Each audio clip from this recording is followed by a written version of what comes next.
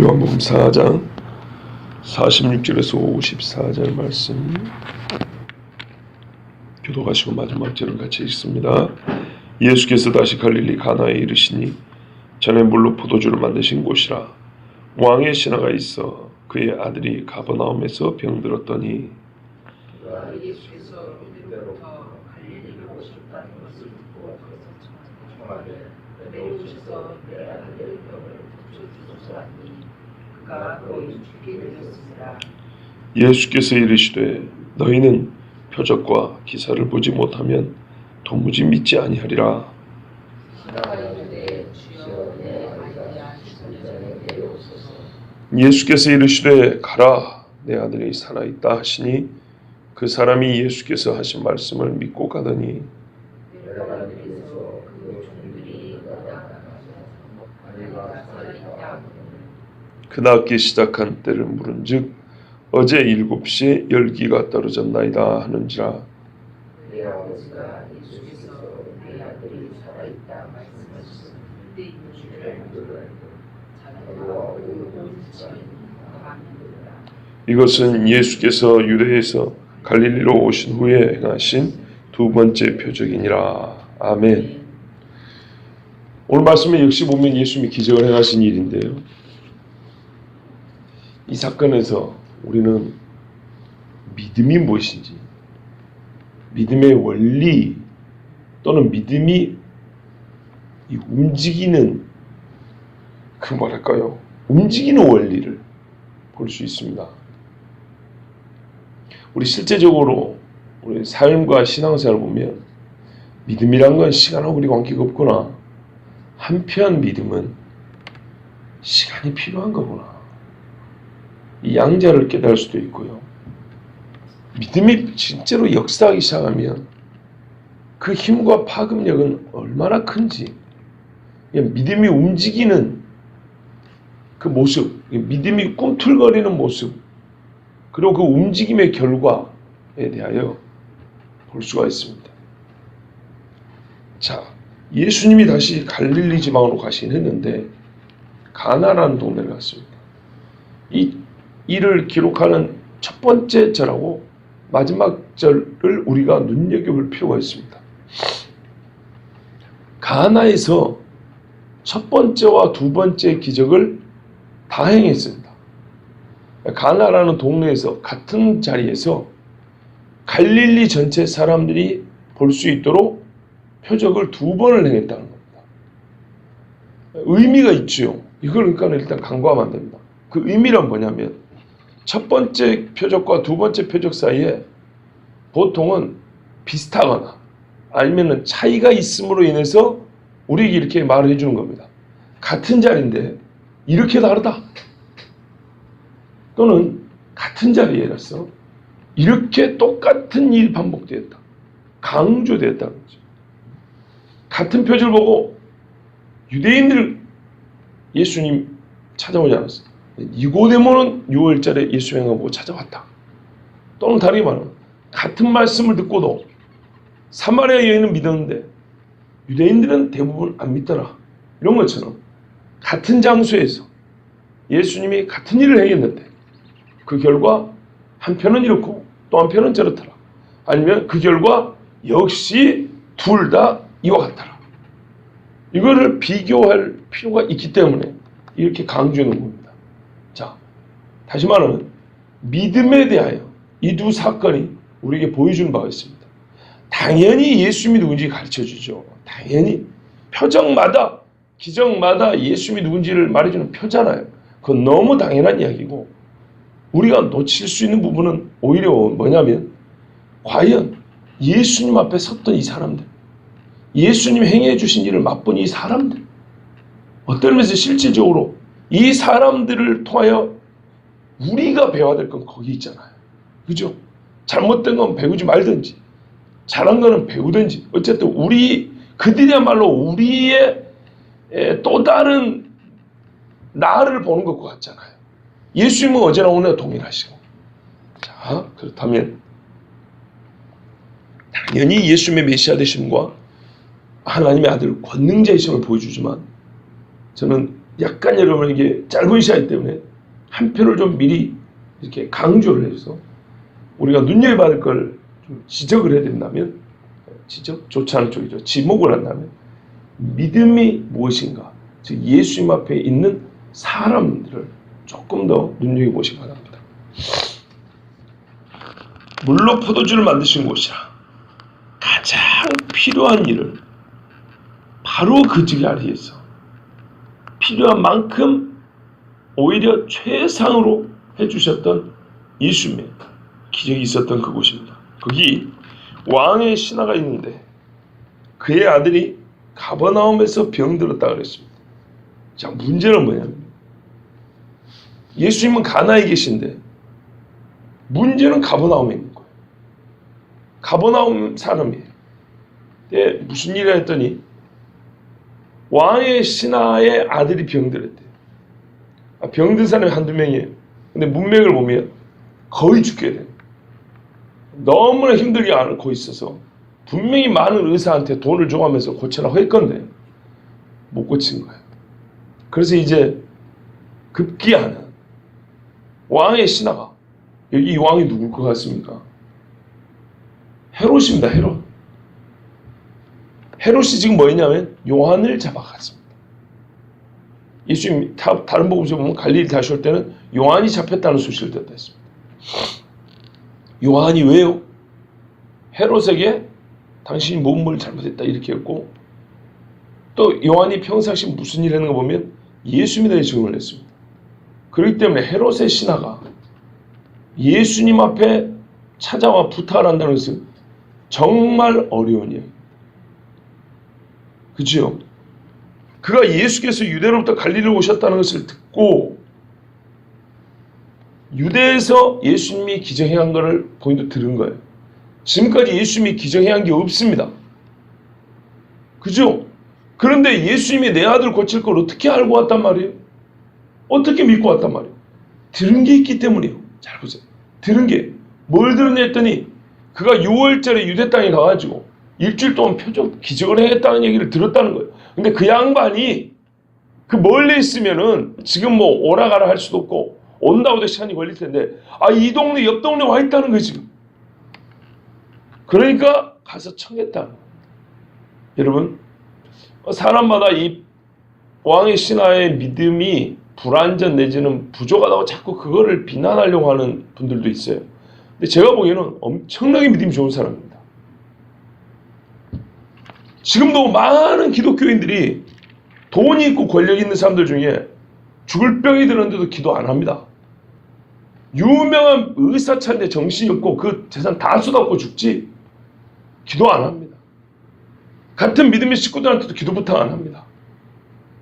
왜 그런지 아십니까? 그래봐야 소용없다는 믿음이 있기 때문입니다. 기도 부탁 안 합니다. 그런데 보세요. 왕의 신하면 관리죠. 바꿔 말해볼까요? 당대 시대적 상황으로 볼 때 명령을 해도 됩니다. 예수 너 이리 와봐. 이래도 되는 겁니다. 이 사람의 자세 자체가 우리는 흔히 겸손하다지만 오늘 주제를 입각하면 믿음을 보여주는 겁니다. 왕의 신하가 명령을 해도 될 판에 자기가 몸소 찾아가 예수님 앞에 청을 했다고 되어 있습니다. 그래서 뭐냐면 내려오셔서 약간 가나가 위쪽에 있죠. 내려오셔서 내 아들의 병을 고쳐주소서. 그가 거의 죽게 되었습니다. 왜 그렇게 부탁을 했냐면 거의 죽게 됐다는 거예요. 어떤 사람들은 이 부분에 대해서 이 사람을 비난합니다. 왜? 아니 예수가 죽은 자는 살릴 줄 모른단 말이야? 이렇게. 그리고 왜 그렇게 자꾸 재촉을 해? 왜 이렇게 막 성질 급하게 와가지고 막 내려오소 뭐 이래. 예수님의 말씀만 하고 백부장 있잖아요. 말씀만 하시면 내 종이 나을 줄 믿습니다. 그런 사람들이 있는데 죽어도 살린다고 믿어야지 이런다고. 우리는 그렇게 믿음이 좋죠.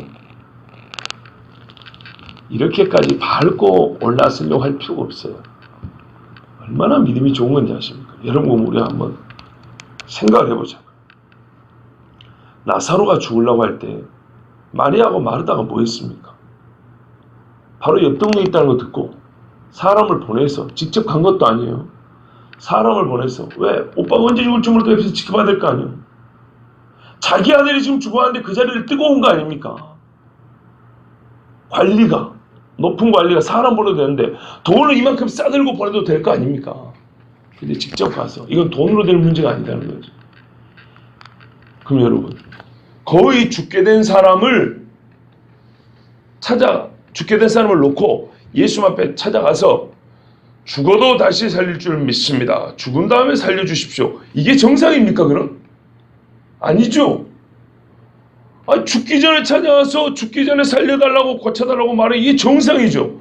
매우 정상적인 일인데, 아니 죽은 애는 살릴 줄 모르고 있다고 믿음 없는 소리를 한단 말. 여러분, 이렇게 비난할 게 아니에요. 엄청나게 믿음이 좋은 거예요. 보통 이렇게 안 해요. 그 지경에 죽어간 사람이 한두 명이란 말이죠. 그런데 죽어가는 사람을 놓고 예수 앞에 처한 사람은 극소수예요. 그죠? 극소수라고요. 그때나 지금이나. 그래서 이 양반은 진짜 믿음이 좋은 거예요. 자, 그런데 예수께서 일단 약간 꾸짖습니다. 왜요? 이 관리만 놓고 꾸짖은 게 아니에요. 너희 그랬어요. 물론 이 한 사람을 놓고도 너희 같은 놈들 이렇게 말할 수도 있겠죠. 그런데 예수님이 지금 가나에 있을 때 유대인들이 표적 행했다는 걸 듣고 와서 상당히 주변에 사람들이 있었을 겁니다. 들으라고 한 소리. 꼭 이 사람을 두고 한 소리 아니에요. 이 사람만 또 못한 사람이 대부분 아니에요. 너희는 표적과 기사를 보지 못하면 도무지 믿지 않는다. 이게 왜 이 남자에 대한 그 책망이라고만 보면 안 되냐면, 이 사람은 사실 이 이상의 믿음을 갖고 있거든요. 자기가 봤습니까? 보지 못했어요. 물론 표적행했다는 소리를 듣고 찾아오긴 했어요. 그러면 받고만 생각해보니까, 그럼 듣고도 안 찾아오면 그건 믿음이냐고요. 그렇지 않습니까? 아니 와 보라 그러자. 와 보라. 사마리아도 와 보라 그러고 빌립도 나다르게 와 보라 그러잖아요. 듣고도 안 믿는 그거는 믿음이냐 이 말이죠. 그러니까 이 왕의 신하는 참 믿음이 진짜 좋은 사람이에요. 우리 실제 생활을 보면 이렇게 하기가 어려워요 진짜. 그런데 예수님이 정말 그 마음을 알면서 자기 자식을 살려고자 하는 이 마음을 알면서도 일단 이 사람뿐만 아니라 주변에 있는 사람들까지 다 포함해서 어떤 면에서는 부드러운 책망이에요.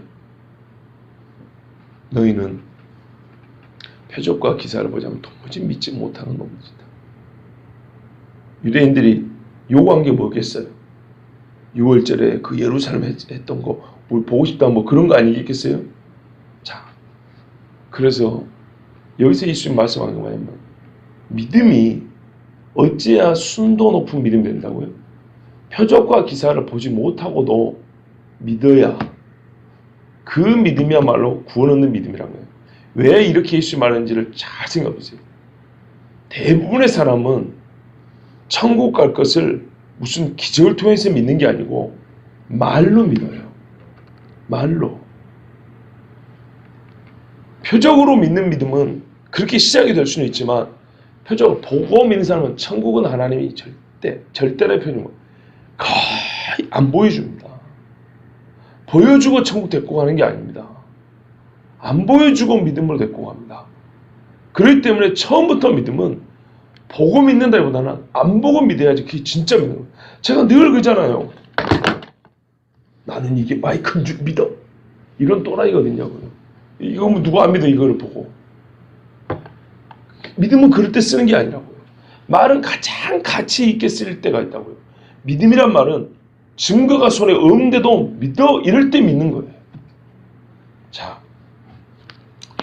예수님이 참 이 아비의 마음을 알지만 이참에 정말 중요한 표적을 행하시기 전에 그 주변 사람들에게 진짜 순도 높은 믿음을 요구하는 말씀을 하신 겁니다.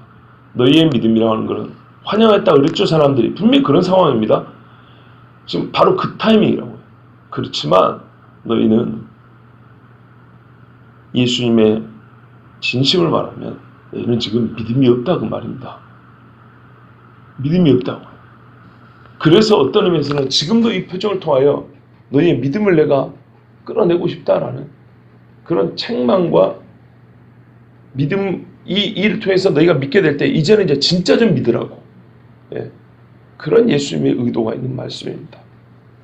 자, 이렇게 한 말씀 하는데도 이분이 이게 이 신하가 주여 내 아이가 죽기 전에 내려오소서라고 또 청을 합니다. 그래서 사람들은 또 여기서 야 너무나 성급하다. 인내할 줄도 모른다. 죽은 아이도 살릴 줄 모르는 믿음 없는 자다. 자꾸 이렇게 비판하면 안 된다 그랬어요. 입장 바꿔 생각하시라고. 이게 정상인 모습이에요. 정상. 여러분 보세요. 믿음이 있다고 해서 사람이 항상 평정심을 유지한다는 게 아니에요. 그렇죠? 믿음이 있기 때문에 다급하게 예수님을 부를 수 있는 거예요. 풍랑을 만났을 때 제자들 보세요. 자기들은 믿음 이거를 해결을 못해요. 그런 믿음은 없어요. 그런데 선생님은 해결한다는 믿음이 있어요. 그러니까 예수님을 주무시는데도 부지런히 깨운 거예요. 그죠? 예수님이 책망한 거는 나를 깨우는 믿음, 이걸 갖고 말하는 게 아니라 너희가 친히 이 문제를 해결할 수 있는데 그걸 못했다고 뭐라는 거고, 나를 깨웠다. 내가 이 일을 할 줄 못 믿었다. 그게 아니에요. 예수님 할 줄 믿어요. 자기들이 못한 거지. 예수님이 이제 내 이름을 사용해서 너희가 여기까지 가야 되는데 라고 책망한 겁니다. 그러니까는 예수님을 부탁하고 간구했다. 예수님께 간구했다 해서 믿음이 없다고 만든 거예요. 우리 기도가 다 그런 거란 말이에요. 그렇죠? 다 해달라는 거예요. 급하면 급한 대로 해달라는 거예요. 자, 이때 예수님이 하신 말씀이 가라. 네 아들이 살아있다. 번역이 어색하죠. 그럼 지금 살아있지 죽었습니까? 살아났다 이래야 되죠. 사람이 죽음의 직전에서 병이 고쳐질 때도 살아났다 그러고, 죽었다가 다시 살 때도 살아났다 그러죠. 그죠? 이거는 살아났다 이렇게 말해야 되는 거예요. 근데 살아있다. 그거는 이제 막 태어난 애나 생을 다 살고 곧 죽어갈 사람이나 숨만 쉬면 살아있다고 그러죠. 살아났느니라. 이게 더 맞는 거예요. 병이 고쳐졌다 그 말이에요. 자, 그 사람이 예수께서 하신 말씀을 믿고 가더니, 와, 이 사람 믿음 보세요. 모시러 왔잖아요. 근데 이제 이 말만 듣고 가요. 예수님이 주변 사람들이 뭐래요? 너희는 표적을 보지 못하면 도무지 믿지 않는다. 이 표적은 현장에서 하는 표적을 말하는 거예요. 예수님이 예루살렘 갔을 때 뭐래요? 하늘로서 내려오는 표적을 구한다 그랬어요, 사람들이. 그죠? 자기가 그리스도라 말만 하지 말고 이 앞에서 표적을 해보라. 옛날 엘리야처럼 불 좀 떨어뜨려 보라는 거예요. 이게 요한계시록 저 그리스도 하는 짓이라고 그랬습니다. 사람들이 똑같은 욕을 합니다. 잘 보셔야 됩니다. 예수님이 그들의 표적을 주긴 했지만은 여기서 행하지는 않았어요. 말만 했어요. 자, 이게 중요합니다. 이제 예수님의 이 표적 행한 거를, 말씀한 거를 그냥 말만 듣고 믿든지, 아니면은 믿을 방법은 하나 있어요. 뭔지 아닙니까? 가버나움까지 가서 보고 오면 돼요. 그런데 여러분 보자고요. 표적을 보고 믿는 사람들이 가버나움까지 갔을까요? 안 갔을까요? 안 갑니다. 그럼 여전히 예수님을 믿을까요? 안 믿을까요? 안 믿는. 이게 중요합니다. 믿으려면 말로도 믿고요. 표적만을 구하면서 그것 보고 믿겠다는 사람은 표적을 행해도 자기 눈앞에서 행해주지 않으면 저기서 일한 표적은 보러 가지도 않습니다. 얼마나 편하게 예수 믿으라는 걸 봐보세요. 얼마나 지 방식대로 지 마음대로 믿어보세요. 어떤 사람들은 이 신화를 자기 방식대로 믿으려 한다고 비판하지만, 제가 볼 때는 이 사람이 아니고 유대인들의 문제예요. 이 사람과 따라가야죠. 가려면 당신 집에 가서 봅시다. 그런데요, 따라가지 않습니다. 나중에 이제 소문이나 들어오면 그때나 그랬어 이럴지 몰라요. 본인들이 가지는 않습니다. 그러면서도 표적과 기적을 요구합니다. 표적과 기적이 지금 예수님이 뭐라 그래요? 일어났다, 지금 일어났다 그러면은 부지런히 달려가 봐야죠. 보세요. 베들레헴에 너희를 구조 나셨다. 표적이 있는데 그게 뭐냐? 구유에 누인 아기를 보리니. 양치기들이 어떻게 해요? 목자들이 양들을 두고 부지런히 그 밤에 달려가서 확인하고 그 말들이 이루어진 걸 보고 하나님께 찬미했다고 그랬죠. 그만한 믿음 없는 사람들이. 가버나움하고 여기 걸어서 4시간, 5시간이면 되는 거리입니다. 가나하고. 과연 진짜 메시아를 찾는다면 이 정도 수고를 해야죠. 왜요? 아들을 살리고자 이 정도 수고를 온 아비가 있다면, 내 영원한 생명을 얻고자 한다면, 메시아를 찾아야 된다면, 그 시간 갔다 올 수 있는 거죠. 하루 내가지고. 안 해요. 내 눈앞에서 편하게 이 자리에서 내가 있는 데서 표적을 행해달라. 믿음이 이럴 때 역사하지 않습니다. 이렇게 믿음이 생기는 게 아닙니다. 자, 그런데 이 신하는 진짜 예수님의 말씀을 듣고 믿었다 그랬어요. 그리고 갔지요. 그래요. 이게 믿음이에요. 이제 보통 이 부분에서 목사들이 또 강조하죠. 비가 내려오기를 기도해 놓고 우산을 안 갖고 오면 믿음이요? 이렇게 어릴 때 들어보면 약간의 그런 좀 우스갯소리 비슷하게 이야기하는데, 이제 원리적으로 보면 이렇게 맞아요. 아들이 낳기를 구했고요. 낳는다 했으니까 어떻게 해요? 가면 되는 거죠. 근데 이게 쉽냐고요. 여러분, 엘리사가 축복 기도해가지고 낳은 애가 있었던 그 어머니 아버지가 있어요. 근데 애가 밭에서 엄마 아빠 일하고 있는데 아이고 내 머리야, 아이고 내 머리 하더니 머리가 아파 죽어버렸어요. 그날. 근데 아버지 몰래 어머니가 그 애 시체를 위에 다락방에 올려놓고 채비를 챙겨서 나귀를 타고 엘리사가 기도하고 있는 산까지 쫓아갑니다. 막 웁니다. 하나님이 엘리사에게 뭐 때문인지 안 가르쳐줍니다. 저 여인에게 근심이 크다는 것만 느끼게 해주고 이유를 안 가르쳐줍니다. 그때 여인이 자기 아들 죽었다. 가자고. 가야 된다고. 당신이 가야 된다. 이래서 결국에는 모시고 갑니다. 그리고 엘리사가 기도하고 해가지고 아이가 다시 삽니다. 이게 당연한 거예요. 우리가 그때 그 여인이 꼭 가야 된다고 해서 믿음 없다 말하지 않죠. 오히려 그 멀리까지 서 죽은 아들을 놓고 통과하고 그날 파묻어야 되는데 살 줄로 믿고 하나님의 사람 엘리사를 청해 왔다 하면서 그 여자를 칭송하지. 믿음 없다 소리 안 해요. 근데 왜 이 신하는 믿음 없다 소리 해요? 완전 믿음이 좋은 사람. 거기다가 어떻게 해요? 가자고 하고 간 것도 아니고 가자고 해놓고도 예수님이 안 가니까 그냥 믿고 왔다잖아요. 믿고. 그죠? 거기다가 더 믿음이 좋다는 증거가 뭔지 아세요? 내려가는 길에서 그 종들이 오다가 만나서 아이가 살아있다고. 이 종들은 주인이 지금 예수 모시러 왔는데 아직 안 왔잖아요. 근데 애가 살아나 버린 거예요. 그러니까 불필요한 일을 하지 말라고 하건 아니면 이 기쁜 소식을 전하기 위해서 부지런히 달려간 거예요. 종들이 할 일이 그거 아닙니까? 그죠? 산을 넘는 자의 발걸음이 얼마나 아름다운지. 주인에게 아들 살아났다고 막 이제 달려가고 있는 거예요. 그런데 길에서 만났어요. 근데 문제는 이거예요. 그 낳기 시작할 때는 물은즉 어제 7시에 열기가 떨어졌나이다 하는지. 언제 열기 떨어졌다고요? 어제 7시. 어제 7시면 오후 1시입니다. 바꿔 말하면 어제 예수님이 아이가 살아났다고 말한 게 오후 1시입니다. 자, 그 말을 믿고 갔다 그랬죠. 집에 가고도 남을 시간입니다. 1시잖아요. 그죠? 저녁 먹을 때 집에 들어가고도 남는다고요. 급하면 돈 있는 사람이니까 남의 말이라도 빌려 타면 된다고요. 분명 올 때도 말 타고 왔을지 모릅니다. 수레를 타고 오든지. 자, 생각을 해보세요. 어제 점심 때 고쳐줬는데 왜 오늘 가죠? 하룻밤을 묵고 가죠? 지금 아들이 죽어가는데 뭐 볼일 있다고 한들 이게 손에 잡히겠습니까? 지금 그게 중요합니까? 아니죠. 그래서 믿음이란 거예요. 나았다고 믿고 차분하게 간 거예요. 가나고 가버나오면 빠른 걸으면 4시간이라니까요. 급해서 달려가면 3시간도 간다고요. 말 타고 가면 1시간, 2시간이면 간다고요. 거리가 24km 이내에. 아시겠죠? 얼마나 가까운지. 그러면 말입니다. 충분히 갈 수 있어요.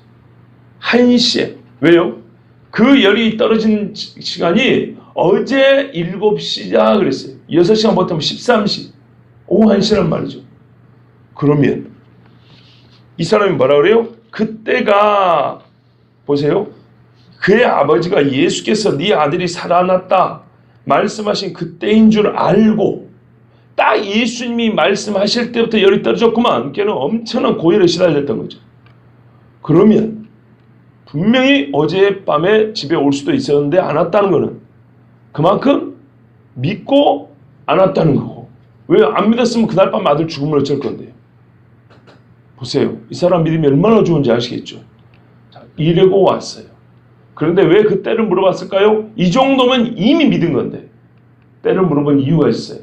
이거는 못 믿어서 물어본 게 아니고 역사가 일어난, 믿음의 역사가 일어난 정확한 때를 알면 믿음이 더 강해지기 때문에. 존 웨슬리도 그런 말을 했어요. 하나님의 일에 대해 더 정확하게 고찰해 볼수록 더 많이 믿음이 증가된다 그랬어요. 그래서 우리가 믿지만은 정확하게 한번 확인해 볼 때가 있는 거예요. 그러면은 더 확실해지고 더 견고해지는 거예요. 이 일을 데살로니가후서 좀 다르게 말하면 이때 예수님이 더 영광을 받으시죠. 정확하게 영광을 받는 거예요. 말하자면 뭉뚱그레가 아니고. 그리고 이렇게 정확하게 믿는 사람은 이 일이 확인될 때 그 믿음이 있는 사람도 하나님이 그 믿음 때문에 그를 또 영화롭게 해줘요. 성경에 나와 있어요. 데살로니가후서 1장 11절 12절에 보면 그의 온갖 기뻐하시는 선하신 뜻과 믿음의 역사를 능력으로 이루사. 하나님께서 온갖 기뻐하신 선하신 뜻 그리고 믿음의 역사를 자기 능력으로 이루신다는 거예요. 그런데 그 일의 결과가 뭐가 있냐? 우리 하나님과 주 예수 그리스도의 은혜를 따라 우리 주 예수 그리스도의 이름이 너희 가운데서 영광을 받으시고 주님이 하신 일에 대하여 여러분 그렇잖아요. 한 사람의 위인이 있어도 그 사람에 대한 책이 얼마나 많이 나옵니까? 이순신에 대한 책도 수백 권이 나왔습니다. 왜 그래요? 그가 위대한 일을 했기 때문이죠. 그 위대한 일만 말해도 될 거를 불필요한 거 뭐 그가 한 몇 살에 결혼을 했고 주로 잘 먹는 음식은 무엇이었고 생활 습관 그런 게 몰라도 되거든요. 그런데 임진왜란 때 큰 전공을 세우고 나라를 구한 그것 때문에 그것을 파고 또 파고 이제 할 게 없으면은 그 일상사까지 다 파가지고 다 드러낸다고. 왜? 그에게 영광을 돌리는 거죠. 그 영광을 나누는 거죠. 그런데 우리가 예수님 일은 대충 넘어가려고 해요. 하나님이 하신 성경에 기록된 하나님 일은 대충 넘어가려고 해요. 정말 못돼 먹었다는 거예요. 그래서 근데 성경은 뭐라 그래요? 이렇게 할수록 그리스도가 어떻게 해요? 이 믿음의 역사가 나타날 때마다 영광을 받는다는 거예요. 더 감사는 너희도 그 안에서 영광을 받게 하려 함이라고 했습니다. 이거는 이렇게 하나님이 하신 일을 정확히 우리가 파악하고 살펴볼수록 하나님도 영광을 크게 받으시고 그 일을 행할 때에 그렇게 하나님 하신 일을 정확히 고찰해 볼 때에 나도 그 일을 행하신 하나님 안에서 영광을 받는다는 거예요. 그런데 우리가 이렇게 잘 안 하려니 이건 얼마나 안타깝습니까? 자, 그의 아버지가 예수님 말씀하신 때인 줄 알고 자기와 그 온 집안이 다 믿으니라. 분명히 아까 믿음만 해도 엄청나게 크죠. 찾아온 것만 하더라도 대단한 믿음이에요. 그럼 여기서 무슨 말이에요? 이건 안 믿었는데 이제 믿었다는 게 아니에요. 그죠? 이 아버지는요 점점 믿음이 좋아졌어요. 처음에 듣고 예수님을 알게 됐어요. 그리고 이 양반이 오면 내 아들이 살아나겠다는 믿음이 생겼어요. 그래서 찾아갔어요. 근데 예수님이 하신 책망을 듣고 그 자리에서 변화돼. 이게 중요한 거예요. 책망을 듣고 변화됐어요. 너희는 표적을 보지 못하면 도무지 믿지 못하는구나. 이게 중요한 거예요. 그래서 다른 사람들은 역시 안 믿었어요. 근데 이 남자는 예수님의 그 책망을 마음에 그 자리에서 받아들이고 예수님이 이제 가라 네 아들이 나왔다니까는 오셔야 됩니다. 이래 안 하고 어떻게 해요? 믿고 갔다 했어요. 믿음이 더 커졌어요. 안 와도 말씀으로만 난다는 믿음을 갖고 갔어요. 그래서 하룻밤 묵고 갔어요. 그리고 정확한 때를 확인해 보니까 맞아요. 그러면 집에 와서 어떻게 말했겠어요? 있었던 일을 얘기했겠죠. 그로 말미암아 본인의 믿음이 이제 흔들림 없는 믿음. 더 이상 시험에 빠지지 않는 믿음이에요. 그 집안 사람들도 다 예수를 믿게 됐다. 왜? 이 일과 다 상관이 있는 사람들이에요. 이 집에서 다 본 사람들 아니에요? 자, 이래서 우리는 여기서 보면 믿음의 성장, 믿음의 역사, 그 결과, 믿음이 없는 자와 여기 믿음 없는 자가 딱 부러지 드러나진 않아요. 주변의 유대인들은 어쨌다고 성경이 말을 해주잖아요. 그러나 너희는 표적과 기사를 보지 않으면 도무지 믿지 않는다. 이 말을 통해서 믿음 없는 것이 무엇인지 우리는 여기서 또 볼 수가 있어요. 한마디로 이런 표적은 믿음에 대해서 우리에게 보여주는 겁니다. 이것은 예수께서 유대에서 갈릴리로 오신 후에 행하신 두 번째 표적이니라. 자, 첫 번째와 두 번째를 주지시키는 이유가 유사성 때문이라고 하는데요. 또 이 두 사건이 가진 강한 상징성 때문입니다. 보세요. 이 두 일로 말미암아 사람이 손해를 받습니까? 이익을 얻었습니까? 이익과 유익을 얻었죠. 그런데요, 이게 어느 정도입니까? 저를 보세요. 눈을 떴는데 쌍꺼풀이 아닌데 쌍꺼풀을 만들어준 정도의 차이입니까? 이거는 있으나 없으나의 엄밀히 말하면 내 눈이 감겨진 사람을 뜨게 한 거는요, 눈에게 해줄 수 있는 최고의 일이죠. 결혼식장이 제일 중요한 음식이 포도주라고 그랬어요. 사람의 마음을 즐겁게 하는 음식. 사람의 마음을 즐겁게 하는 음식이 떨어졌어요. 이제부터 전이 한 장 부족한 것 때문에 화를 안 내는데 포도주가 없는 것 때문에 이 결혼식장의 흥은 깨지게 돼 있어요. 배부르게 먹고도 갈 때 욕하게 생겼다고요. 가장 즐거운 날 신랑 또는 혼주는 사람 앞에 죄인이 되어버릴 상황이에요. 혼인이라는 것이 갖고 있는 영적인 상징성도 있지만 그냥 그 현실을 그대로 놓고 봅니다. 아비에게 있어서 아들의 생명은 내 생명보다 큰 겁니다. 그치요? 예수님이 계신 곳에 예수님의 능력은 어떻게 행해 주시냐? 최악의 슬픔을 최상의 기쁨으로 바꿔주시는 거고, 최고의 근심을 최선의 만족으로 변화시켜 주시는 것이 예수님의 기적이에요. 그런데 여러분, 이 기적을 행할 능력이 예수님이 있어요. 아까 그랬죠. 데살로니가후서 능력으로 이루신다 그랬어요. 근데 뭐래요? 믿음의 역사가 있다 그랬어요. 믿음의 역사가 있을 때 하나님은 은혜를 베푸사 그 능력을 행해 준다 그랬어요. 문제는 믿음의 역사. 오늘 우리가 이제 사람으로서 우리가 여기서 깨우쳐야 될 건 바로 믿음의 역사라는 겁니다. 예수님의 어머니가 가서 아무것도 없어요. 물통에 물도 없었어요. 그런데 뭐라 그러냐면 본 것도 없어요. 시킨 대로 해라 그랬어요. 말씀한 대로 하면 믿음의 역사는 나타난다 그랬어요. 나타났지요. 근데 예수님이 유대인들을 책망했어요. 너희는 믿음이란 본래 말씀을 믿는 것이 믿음이에요. 예수님의 말씀을 믿는 것이 예수님을 믿는 거고, 그 말씀을 믿을 때 믿음의 역사가 능력으로 나타나는 건데, 이 사람들은 믿음이란 본질상 말씀을 믿고 아무것도 없는 데서 그 말을 믿고 가는 것이 믿음인데, 말을 안 믿고 말의 결과는 표적을 믿음과 상관없이 내놓으라는 거예요. 보세요. 말씀을 믿어야 표적이 나타나는데 말씀은 믿지 않냐고 말씀의 결과인 믿음의 결과인 표적을 먼저 내놓으라는 거예요. 믿음의 결과인 표적을 내놓고 믿겠다. 믿음의 결과가 믿음의 원인이 된다. 그러는 수는 있지만 이 자체가 믿음의 원리는 아니에요. 아시겠죠? 변칙이에요. 근데 이거를 정상으로 요구하는 게 보통 사람들의 마음이라는 거예요. 근데 본래 믿음이 어떻게 역사하는 걸 이 두 사건을 보여주는 거예요. 갈릴 사람들이. 아무것도 없는데 시키는 대로 해라. 그 믿음이 있었어요, 마리아는. 아무것도 없는데 저 거리까지 멀어지고 지금 당장 전화를 확인도 못 해보는데 나았다 그러면 믿고 가라 그 말이에요. 이게 믿음이라는 거예요. 그리고 집에 갔더니 그 결과가 나와 있잖아요. 결과가 나와 있잖아요. 그러니까 더 크게 믿는 거예요. 근데 유대인들은 뭐예요? 마치 그 죽은 아들을 여기다가 데리고 와서 여기서 살려고 하는 거 똑같은 거예요. 이거는 믿음이 아니에요. 이런 식으로 믿으면 거기서부터 성장하는 믿음이 될 수도 있겠지만 본질상 이거는 믿음의 역사의 순서와 과정, 이거를 바꿔버린 거예요. 그런 믿음은 사실상 실제 생활에서 불순해질 수가 있고요. 쉽게 시험에 빠집니다. 저도 많이 봤어요. 어릴 때. 수많은 표적을 보고 기적을 행해내고 그거를 보고 믿고 막 춤추고 난리했던 사람들이 시간이 지나면 그렇게 믿음이 온전하지가 않아요. 말씀에 대한 믿음이 없는 거예요. 성경은 항상 믿음의 본질을 말하면 주의 말씀을 듣고 주를 믿으라는 거예요. 그러면 어떻게 해요? 표적이 나타난다는 거예요.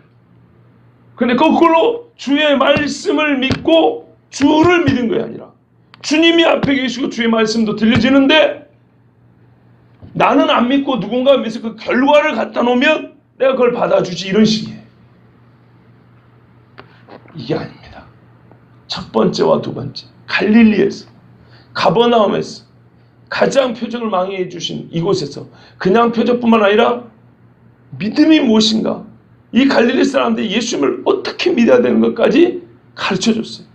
표현이 그렇지만 순도 높은 진짜 고퀄리티의 교육을 해줬어요. 근데 어떻게 해요? 믿지 않았어요.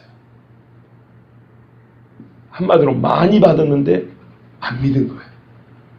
이에 대하여 예수님은 훗날 책망을 했었고 것이고, 이 사람들은 그 죄책을 짊어지게 된 겁니다. 여러분, 사실 이런 설교를 하지만 제 자신도 정말 오늘도 그랬어요. 내가 오늘 현관문을 잠그면서 나올 때도 그랬어요. 내가 이만한 믿음이 있나, 내가? 만약에 내 새끼가 지금 죽어가면 내가 이만한 믿음이 있을까? 내가 설교는 하지만. 그러니 이 양반의 믿음이 큰 것이고, 그러니 예수님이 우리에게 가르쳐주고 싶은 설교자인 내 양심의 가책이 될 정도니까, 예수님이 진짜 이 가책을 시켜준 게 예수님의 교훈이잖아요. 그래요. 그렇게 가르쳐주고 싶은 믿음이 바로 이런 믿음이라는 거예요. 부끄러워서 설교하기 이게 거리낄 정도로 그렇게 예수님이 가르쳐 주는 진짜 믿음이 이런 거라는 거예요. 이럴 때 예수님이 역사하세요. 여러분, 예수 그리스도의 말씀을 믿으십시오. 주의 말씀을 믿는 것이 주님을 믿는 겁니다. 그 믿음 가운데 예수님이 역사합니다. 예, 말씀이 중요하죠. 성령은 말씀이 놓여진 길로 따라 역사하죠. 그런데 그 말씀을 어디로 하냐면 믿음이 있는 자를 통해 흐릅니다. 아시겠죠? 믿음이 있고 그 위에 말씀이 흐르고 그때 성령의 역사합니다. 그러면 더욱 우리는 이 세상을 이길 강력하고 순전한 믿음을 갖게 되고 그리스도의 증언자가 될 수 있습니다. 표적이 아니라 말로 그리스도를 증언할 수 있습니다.